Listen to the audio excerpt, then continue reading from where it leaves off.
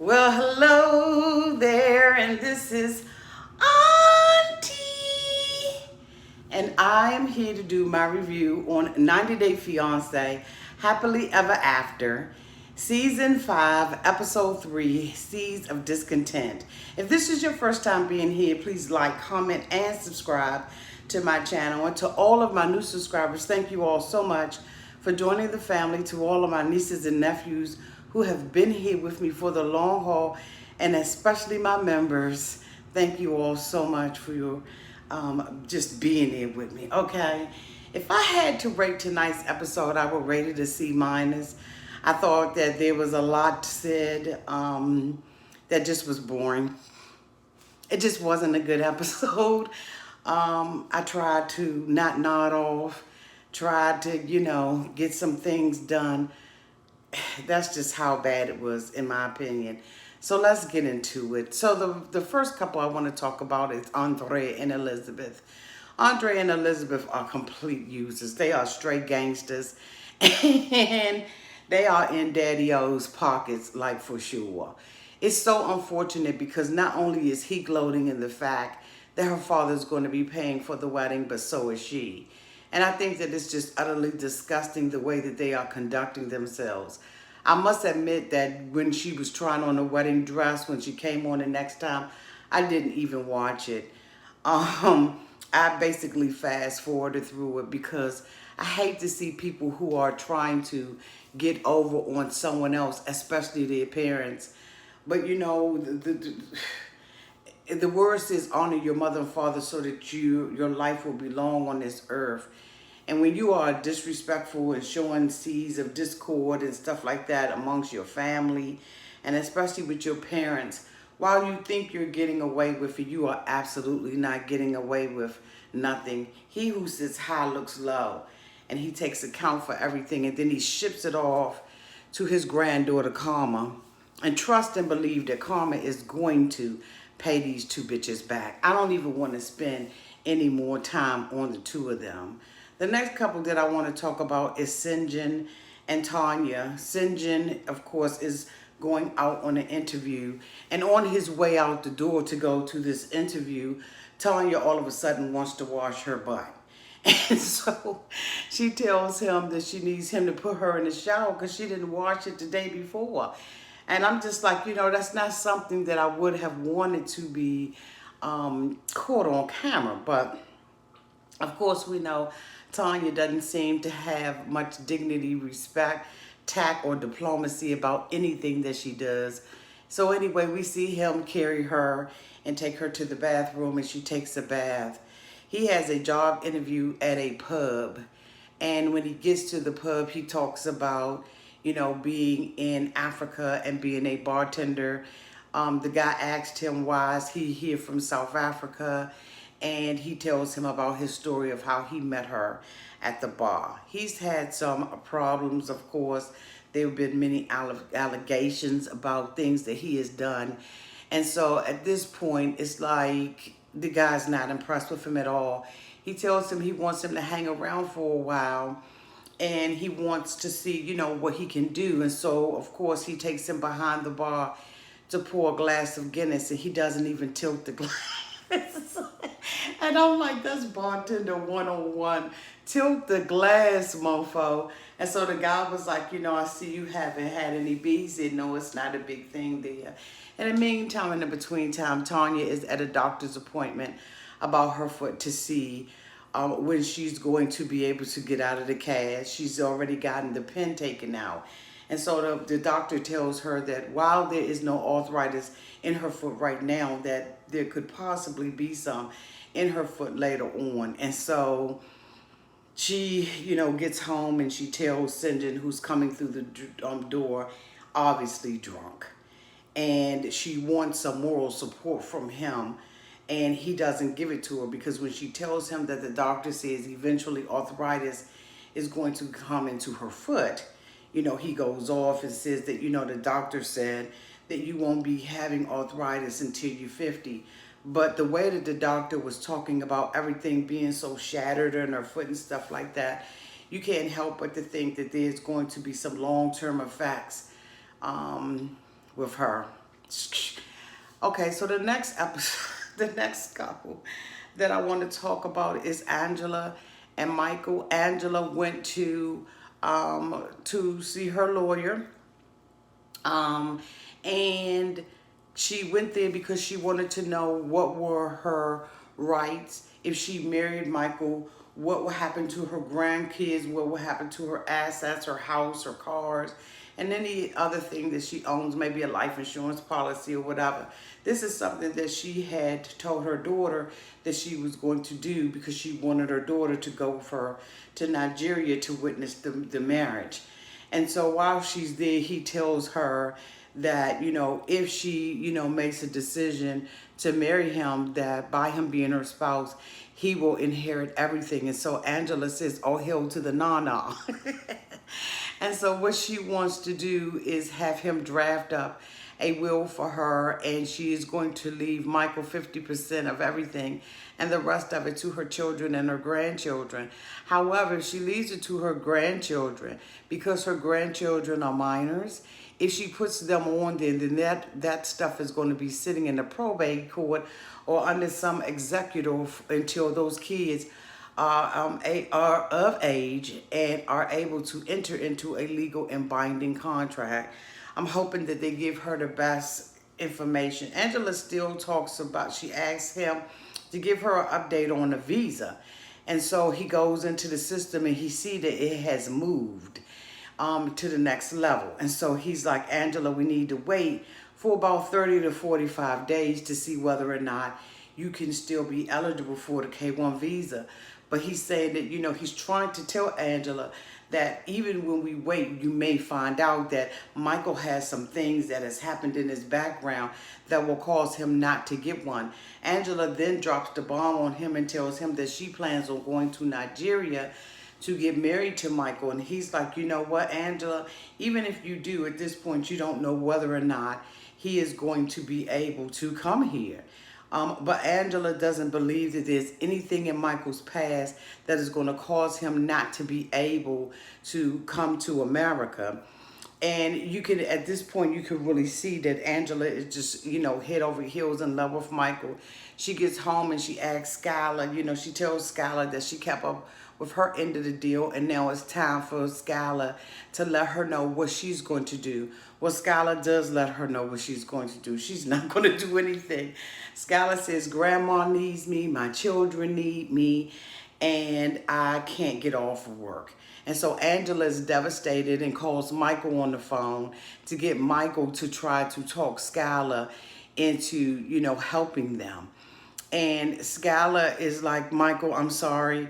Skylar is not feeling the relationship, never has felt the relationship. And she's like, why should I make a sacrifice, Mom, for you when I'm not feeling this relationship at all? It's not even worth it to me to do this. So here Angela has a ticket. She's supposed to be leaving to go to Nigeria in 2 weeks. And she doesn't have anybody right now who's going to act as a witness for her. Over in Nigeria, they had already told Angela that unless, she had somebody from America to witness that this was a valid relationship and to witness the marriage, that it just wasn't going to happen for her. And so, of course, Angela's upset, and Michael's telling her, pump your brakes, don't worry about it, Angela. Everything is all good.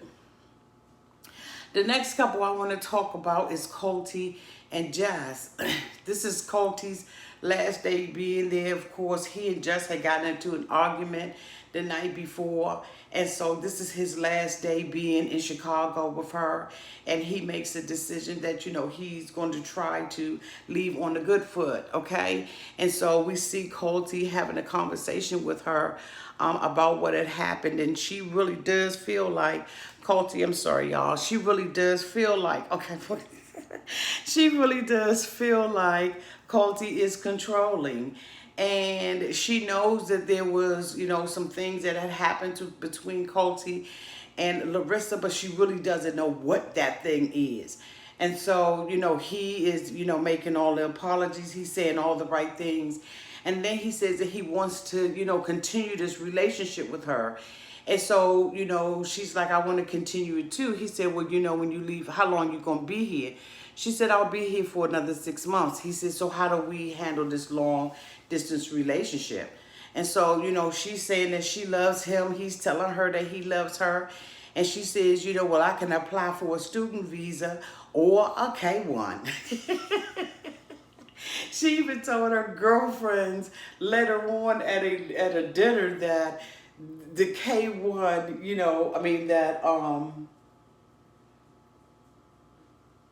she even told her girlfriends that she wants to be in this relationship with Colty.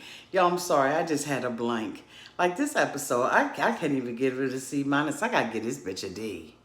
Like I'm really trying to get through this. I'm really trying to get through this.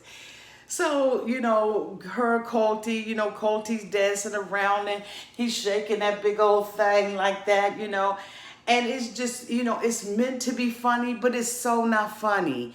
I think that they have just run these couples in the ground. And as far as I'm concerned, we're on episode 3 and it still hasn't gotten good yet. I don't know what's going to happen to make it good. I think maybe I'm just having 90 Day Fiance burnout. I don't know what it is, but this just wasn't a good episode. Let me know down in the comment section how you feel about this, because I'm just telling you, it just like I'm squeezing stuff out of this. But I'm going to get through it. I'm going to tell y'all what happened, okay? So, so anyway, Colty, is trying to stay in this relationship. She tells him that she wants him to come to Brazil to be with her family. And he says that, sure, he would love to go to Brazil. But he hasn't even told his mother about her yet. And so, she's now out having a good time with her girlfriends the next night because Colty is gone. So now she gets to be free.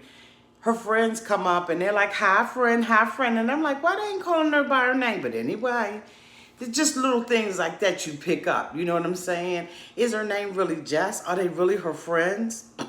Okay. So anyway, they sit down and she says that her and Colty, when she went back to the hotel room, all they did was sleep because the two of them had already been in an argument or whatever. And she talks about how she likes Colty and everything. But this girl, Vanessa, is still in the picture. She says that Colty told her that Vanessa is just a friend. And he says she's just a friend. And he says she's just a friend. Oh, Jessica, ooh. Okay, you got what he needs. But he says she's just a friend. Hey. Okay, anyway. So, so basically, she she is not convinced, but she is trying to convince herself that this is a relationship that's viable. She tells them that she's going to introduce him to her family. And so they're a little shocked, but they're like, girl, you dumb. You need to wake up. This mofo isn't any good. He's controlling. You already know that. He's been, married before. And they ask her, what do you think your father's going to do? And she's like, I don't even know if my father's going to like him. She already know her father not going to like him because Colty ain't about nothing. I mean, let's just be for real. He's not about anything. He doesn't even look good. Now, if he had a whole bunch of money, you can get past all the other stuff. But Colty ain't even got a pot. Okay. So the next thing we see is Larissa. Larissa, girlfriend Hannah, hooked her up on a date, okay? This was a blind date. She met with this guy named Matt. Matt was fine as age wine, okay? I ain't even gonna lie. Matt was really looking good. And Matt brought Larissa a bottle of wine.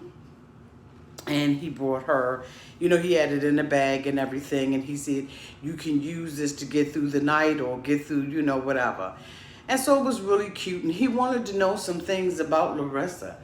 And so, Larissa was giddy and laughing. And the two of them kept laughing and everything. And she began to tell him that she was in a marriage and that she had been incarcerated 3 times.